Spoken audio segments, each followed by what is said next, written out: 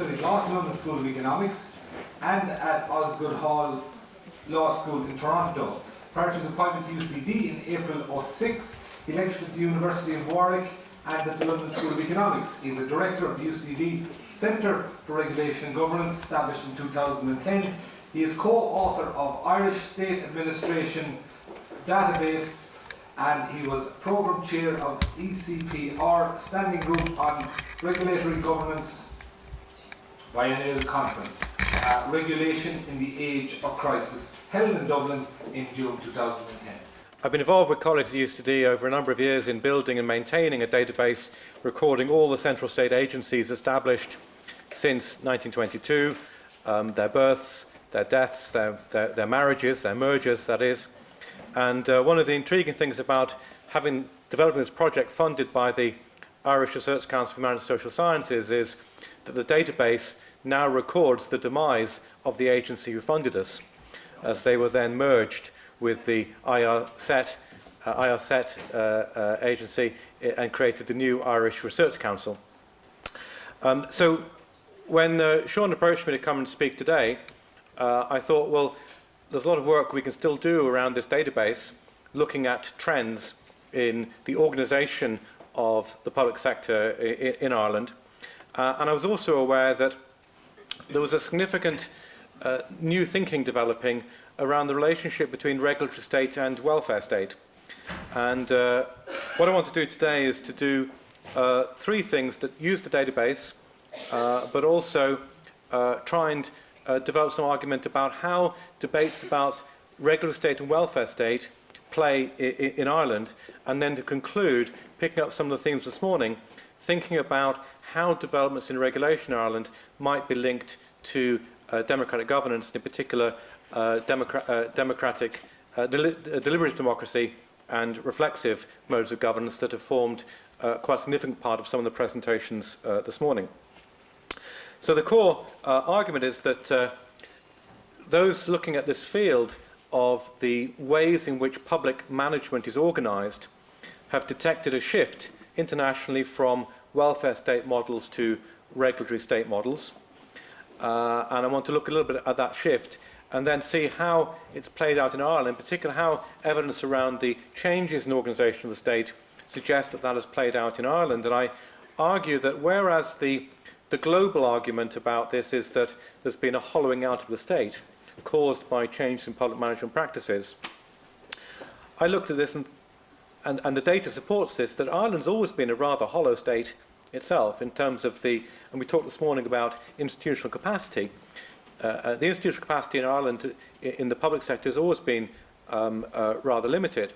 If we already have a hollow state in Ireland, then we haven't seen a hollowing out of it, and indeed some of the evidence suggests there's been a degree of filling in, and some of the evidence suggests that there's been a degree of trying to reassert a degree of state control or state oversight in circumstances where perhaps the hollow state had left activities substantially unregulated.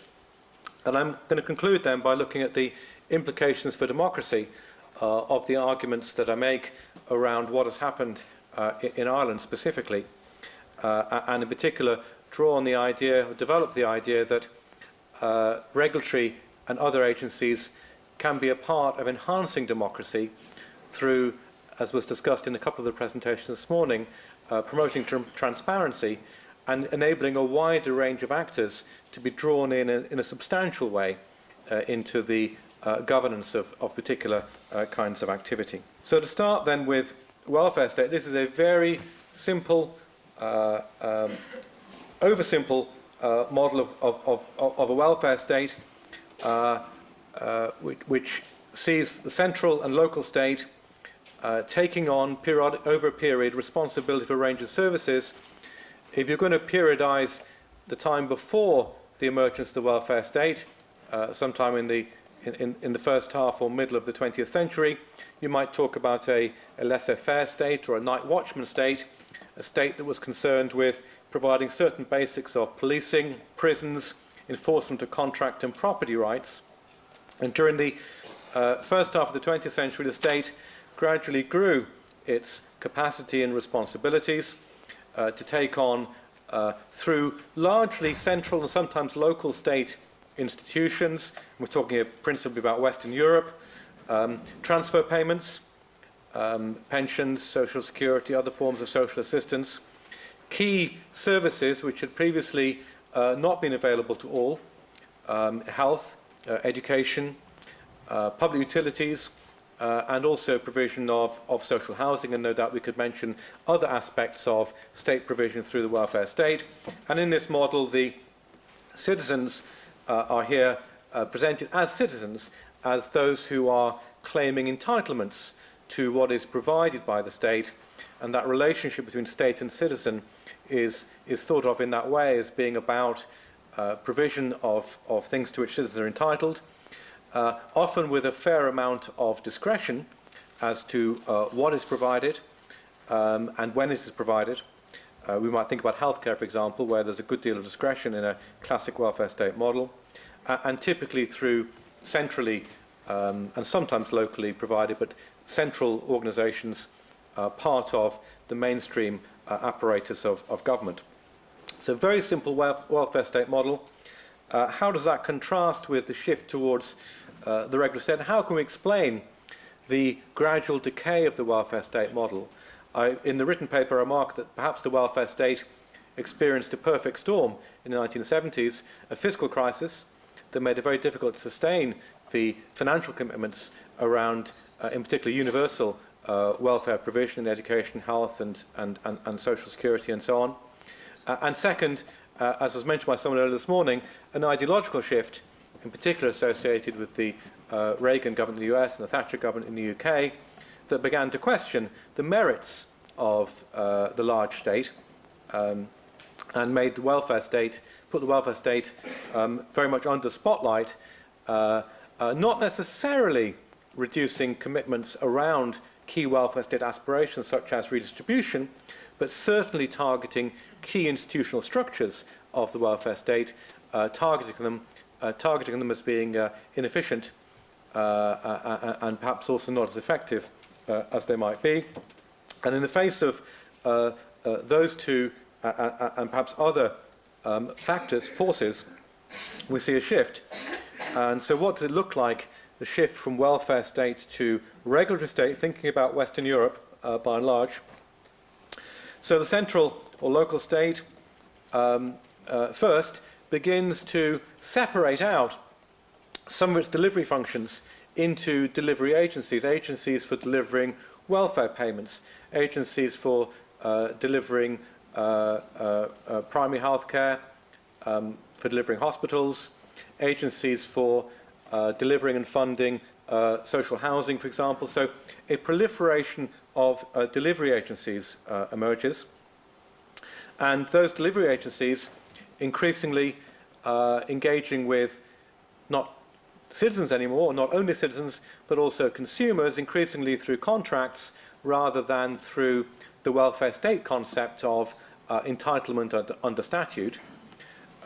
So contracts become important in the delivery of services where, as a lawyer, we would have said at one time no contracts emerged. I remember a few years ago, there was a massive juridical dispute of interest to lawyers and maybe not many others as to whether electricity services from Northern Ireland Electricity were provided on a contract or under statute.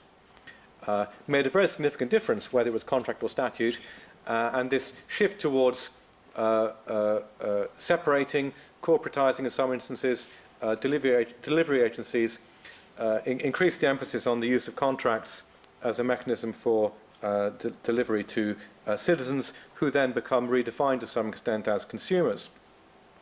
It's not to say the central state doesn't retain some direct provision responsibilities. The takeover of regulatory models over welfare models is by no means complete. It's variable across different countries at different times. I don't want to say that the classic welfare state institutional models for delivery of services are completely eliminated.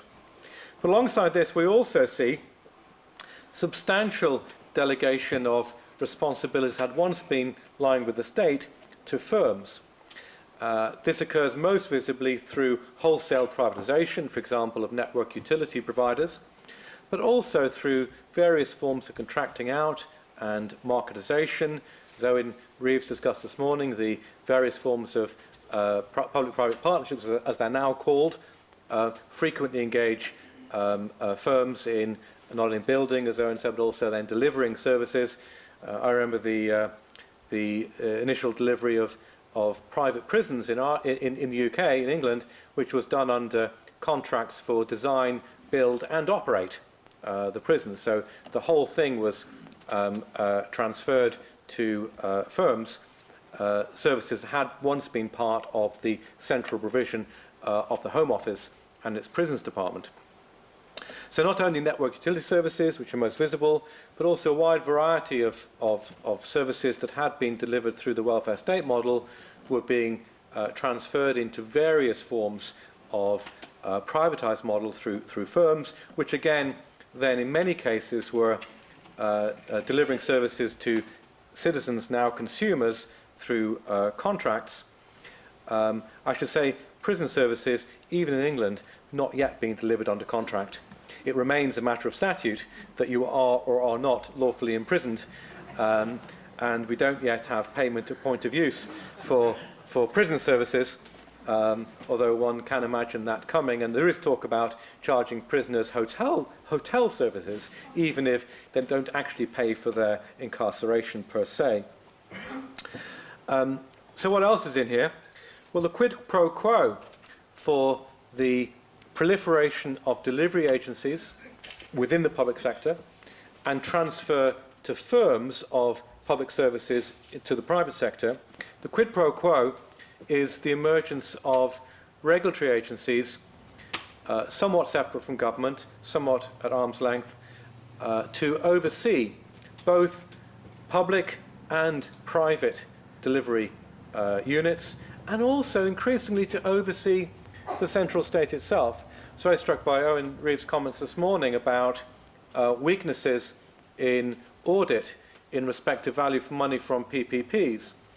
And the Comptroller General's reports are mentioned. The Comptroller General provides an example of, in the case of Ireland, in the case of the UK as well, a sort of re-energised regulator of the public sector, regulating both core government departments and other aspects of the public sector. The proliferation of ombudsman schemes also exemplify a trend to overseeing even the core public sector.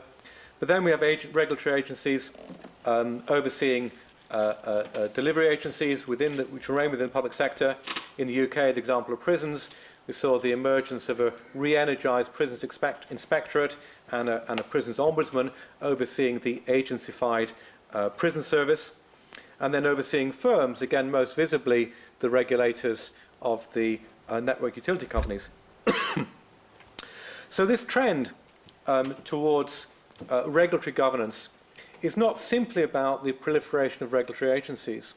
It's also about these other relationships through contracts, which we can increasingly see as taking on a regulatory character.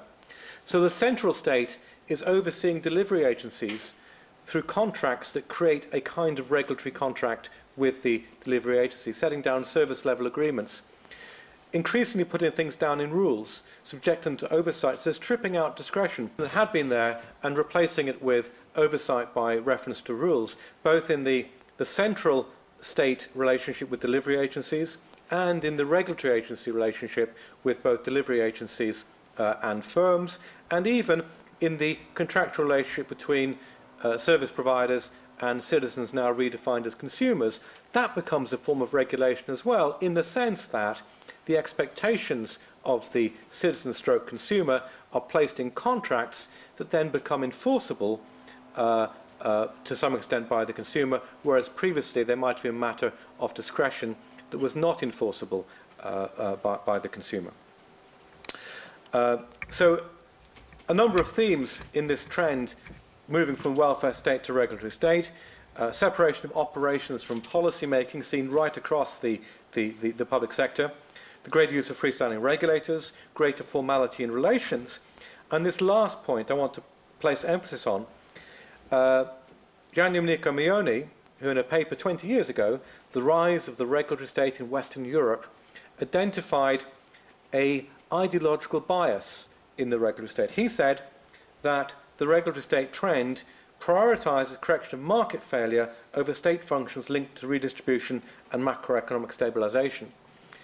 I put a question mark on that because whilst there is some evidence, particularly from Australia and some other jurisdictions, that the regulatory state trend has tended to shift matters towards efficiency, effectiveness over redistribution. Amongst regulatory scholars, there's now a significant pushback against that claim, and an argument that first of all, the mix-up between regulatory state and welfare state is much greater than that dichotomy suggests.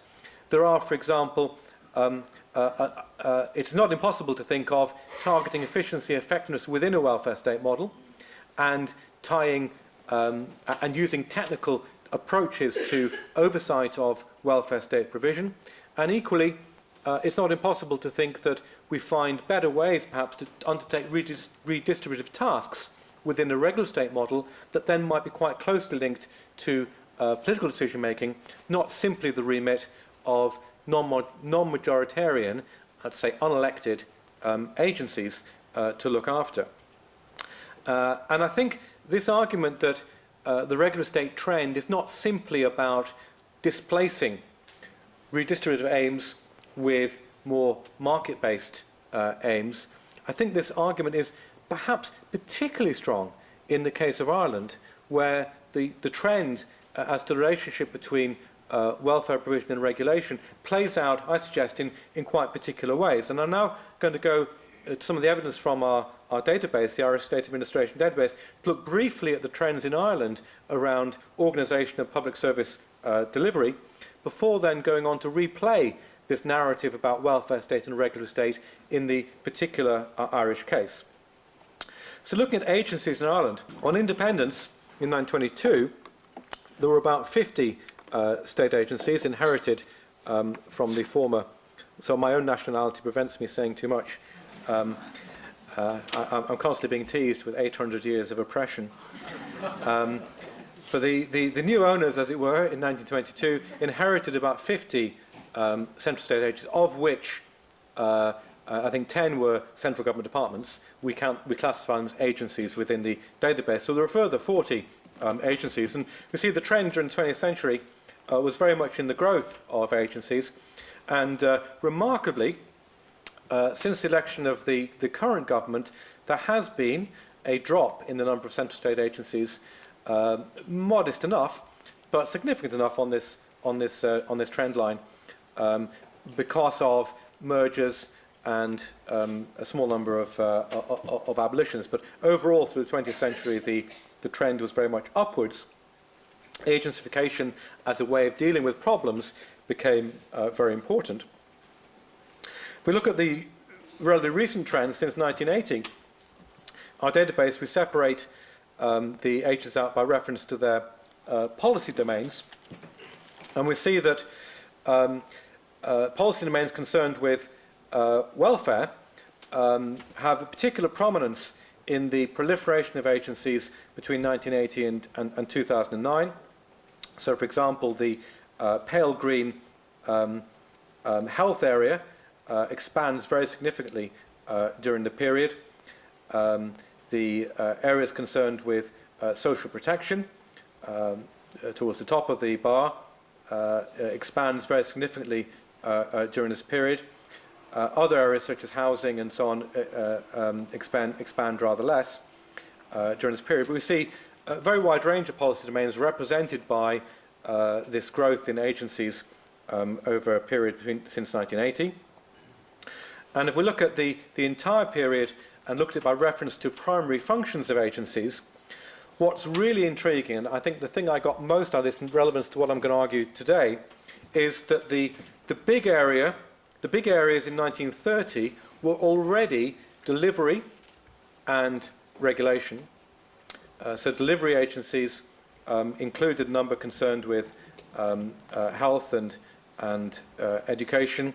The regulatory agencies, rather prominent in this group, particularly amongst the new creations, were censorship bodies. established in the 1920s, but there were also others concerned with development functions arising during, and the period since after 1922 was very much a developmental period for the state, and you can see that in the way that the agencies emerged after independence in 1922. But the key thing here, even from 1930, is a significant number of regulatory and delivery agencies, and throughout this period, regulation and delivery are the two largest categories in terms of the primary function of agencies. And then we look on then to regulatory agencies in particular. We see that from 20 agencies in 1930, by 2010 we've gone to 79 agencies for whom the primary function is regulation. And this twin emphasis on delivery agencies and regulatory agencies, even from the establishment of the state, is tied to a different phenomenon, which is the dependence on voluntary providers in key areas of welfare provision, particularly in education and in health, but also in other areas. And so it would be very difficult to argue in Ireland that there was a wholesale shift from welfare state to regulatory state, because whilst the criticism of that shift generally is it hollows out the state, as I hinted earlier, what we see in Ireland is a state that's already hollow and can't be hollowed out by a shift from welfare state to regulatory state. And that hollowness is significant not just in terms of the capacity to deliver, the delivery agencies, both the public ones but also the voluntary ones, which are so important in Ireland. That hollowness also relates to the capacity to oversee this diffuse organisational structures for delivering on welfare. And so the problem, and it was mentioned earlier this morning, there was a very significant problem around institutional capacity in health, in education, and so on, not just for delivery, but also for oversight. So one analysis I want to sketch out briefly now is that possibly the trends in public management since 1990, and Ireland has not been immune from them, but may play out in Ireland as a sort of filling in of the hollow core, building of state capacity to understand what is going on in the voluntary sector, for example, or education and health, centralizing some things that had been rather diffuse, for example, in the healthcare sector. So I want to briefly now see how that argument might play out in the case of Ireland. So I describe Ireland in 1930 as a regulatory state avant la lettre, because it had many of the characteristics of a regulatory state, a lot of delivery agencies, a lot of regulatory agencies alongside central government departments. That's the first point. And second, a state that we might describe as being hollow, from the never really emerging into the kind of full welfare state seen in other parts of Europe by the middle of the 20th century. So when we redraw the diagram here, we see the delivery agencies, we see also the voluntary providers operating using contracts to some extent with citizens stroke beneficiaries. I describe them here as benefit. If you're getting a voluntary provider who is without payment giving you educational or health services, I describe the person receiving that as a beneficiary of essentially charitable or voluntary provision. So that's a difference, a key difference, I think, between a classic welfare state model on the one hand and what was happening in Ireland at this time. And then we do have some regulatory agencies, but I mentioned that censorship is one of the areas where regulatory agencies are quite a significant factor. My colleague Niamh Hardman coined the term the moral state to contrast developmental, regulatory and welfare type aspects of the state. Some of the early institutional development in Ireland was about the moral state, trying to assert certain values through state agencies. And I've put the regulatory agencies in here without a strong connection into the various forms of public provision, because I think the early history of regulatory agencies in Ireland was one of rather limited capacity and limited scope. If we look then at what's happened more recently, the period since 1990, I describe this as one variously which there isn't a single narrative. There is some hollowing. there is some centralizing and there is some regulating. So in respect of delivery agencies and voluntary providers, there is a degree of centralizing, particularly in the health area, where the arrangements for regional provision of health were replaced in the mid-2000s by the creation of the HSE. We were just discussing over lunch how badly that was done. But it is a centralisation. It goes absolutely opposite direction from what you'd expect to see through the state implementing modern public management ideas, creating a central state bureaucracy to handle what had previously been done regionally. And applying, of course, as we've seen in recent scandals involving CRC and rehab and so on, trying to apply central state rules even to the non-state providers. I mean, I really don't understand, other than politics, why you would contract out substantial elements of what you do and then apply identical rules to the non-state providers. I mean, I can't see any point in that apart from the political one, that we don't want people in the voluntary sector to be seen to be paid more or less than those elsewhere. So very high degree of centralisation in healthcare, not entirely successful, of course, still raising significant problems. So one story is that of centralising. A second story is of hollowing. So in the public utility area and in other publicly owned enterprises, including airlines, we've seen a hollowing out, a removal of state capacity, a transfer wholesale of state capacity into the private sector. And then accompanying that, the development of much more robust regulatory agencies taking on roles in respect of the firms that are now undertaking public service provision. The voluntary providers, and I think this is a central aspect of the story, is that the voluntary providers in healthcare in particular, but also in education, have increasingly taken on regulatory requirements specific to their sectors. And then alongside that, the most recent trend is establishment of what looks like it will be a reasonably robust regime for the charitable sector generally. So a dual process of ratcheting up of regulation. I don't mean to use ratcheting pejoratively. If we say that the extent of oversight was previously less than it should have been, then to introduce new and more robust regulation up to a certain point we might think of as a positive thing to the extent that it's effective, and then does it become too much? Is it overly burdensome? Is another question again we need to ask in respect of any particular sector. So the story in Ireland plays out as in some ways a hollowing, in some ways a centralising, and in some ways a regulating or a re-regulating both of firms, of voluntary providers, and also of delivery agencies and the central state itself. And I should say that growth of regulation of the central state, of course, isn't limited to central state agencies such as the Comptroller General and the Ombudsman and so on. We also see the central state regulated internationally, for example, through the periodic review of human rights undertaken by the United Nations, which involves drawing in not only state agencies such as the human rights agencies into the evaluation process, but also drawing in NGOs into using their capacity. And that drawing in of a range of actors into the oversight of the state, I think, is a very important theme, and it ties us back to this question around democratisation. How do does the growth of the regular state and this somewhat distinctive Irish story, does it suggest a stripping out of democracy from the way that public services are overseen?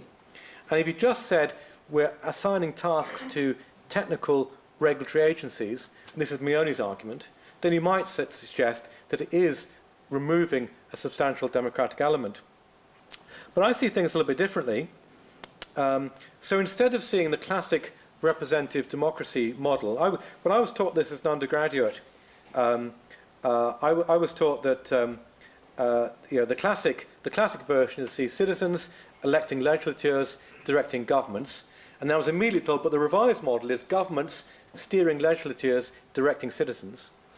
And whichever way you run the model of representative democracy, I think there's a reasonable consensus and there's been a lot of discussion in newspapers over recent days about democracy in Ireland. There's a reasonable consensus that the representative model of democracy is at best incomplete in its capacity to engage our community in the governance of the state. And thinking about regulation, the shift towards regulatory agencies, who have independent agencies here, you could just see them as the technical bodies that oversee the making of rules, the application of rules, enforcement of rules, and so on. That is one way of seeing them.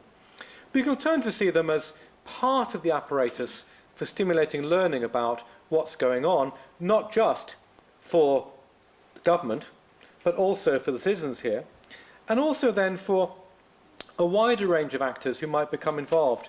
And the thinking I'm developing here has been very much inspired by John Keane's work on the life and death of democracy.